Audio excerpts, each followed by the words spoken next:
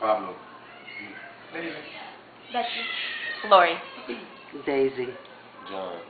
Desiree. Linda.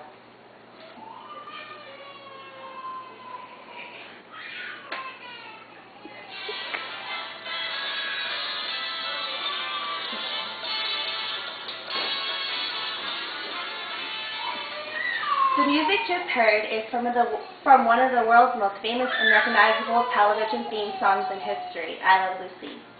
I Love Lucy aired in 1951 and starred Lucille Ball and Desi Arnaz as the lovable Ricardo. Lucille Ball played the role of the zany Lucy Ricardo, who was always scheming to be a part of her famous husband Lucy Ricardo's nightclub act. As big and as epic as Lucy Ricardo was dreaming of becoming, at this time, Lucille Ball was living the life of fame, stardom, success, love, family, and happiness.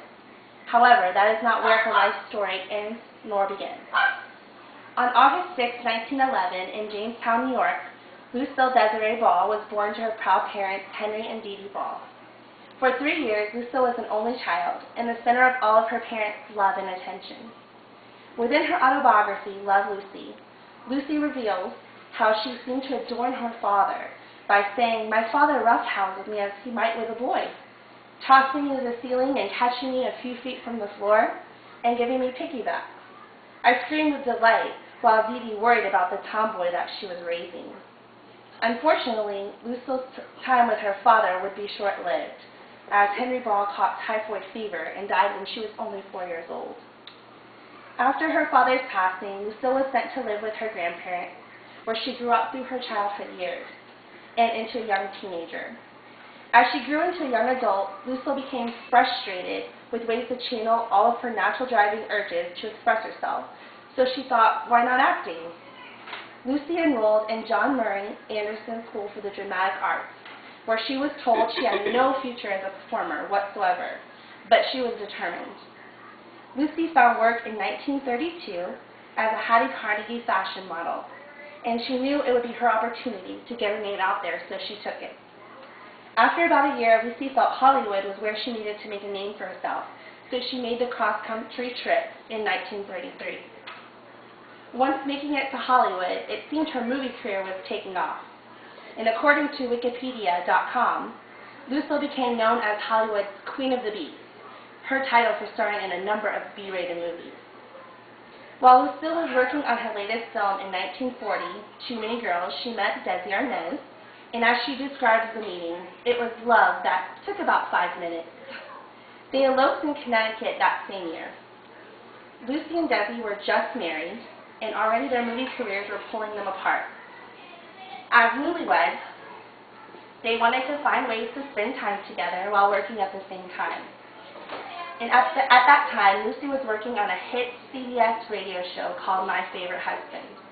And CBS had asked her to be a part of the cast as they were developing it for television. So Lucy agreed, only if Desi could play her husband. CBS executives were a little reluctant because they did not think Americans would accept an all-American girl married to a Cuban husband as a couple. So Desi and Lucy started a couple vaudeville touring act to prove the executives wrong, and it worked. The vaudeville act was of Lucy as a zany housewife wanting to get into Desi's nightclub act. America approved, and the tour was a smash hit, and I Love Lucy was born. As it states on IMDb.com, I Love Lucy pilot episode first aired in 1951 in front of a live studio audience. And as a show, it was reached the very first milestone. In 1952, about a year after I Love Lucy started into production, Lucy and Desi Arnaz found out they were expecting their second child together. And while they were extremely excited by this news, they were also a little perplexed as to how to hide Lucy's ever-growing tummy. During the times that I Love Lucy was filmed, you were not allowed to even say the word pregnant on television. Therefore, writers had to hide her belly behind props like couches and doors. Soon it became evident that this was not always going to work, and Lucy became the first woman to welcome a little baby boy within the television show I Love Lucy.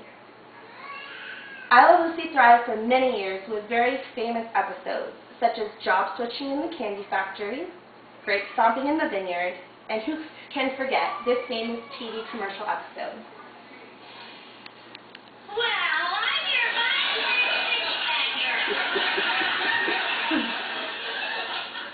Are you tired of running down the list?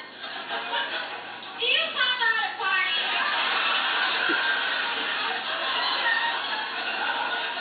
Are you unpopular? It seemed that Lucy and Desi had everything that they had ever wanted together. A hit television show, to be together in a family. I Love Lucy and the spin-off show, the Lucy Desi Comedy Hour, had run its course and came to an end in 1960.